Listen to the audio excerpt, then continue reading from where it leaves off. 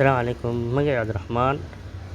آه، noloshaada mar walba waxay u baahan tahay isbeddel.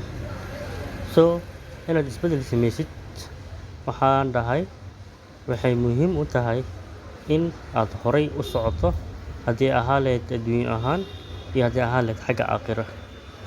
Noloshaada ku beddel inaad Allah ku xirnaato mar walbo. Allah ku xirnow mar walba. Dadkaan ku wanaagsaneen ama dadkaan u wanaagsaneen noloshaada mar waliba ka fogow.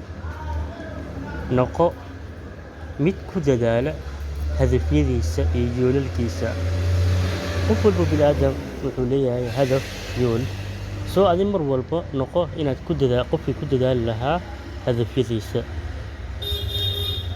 Qof waliba wax ka baro.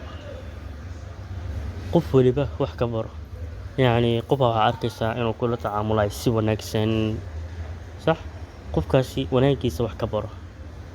waxaa arkaysaa qof si qaldan kula tacaamulayo ama si xun kula tacaamulayo ama si xun dad kale ula dhaqmayo arkaysaa. kaas naftirkiisa noloshiisa wax ka baro. Sidee kuu saameynaysaa, sidee dad kale u saameynaysaa, sidee isaga naftirkiisa xitaa u saameynaysaa. qalid waliba wax ka baro. bini'aadam aad tahay, qalad ayaa kaa dhacayo. qalad xagga diiniyan ah iyo qalad aad bini'aadam ka gashay labadaba ayaa kaa dhacaya.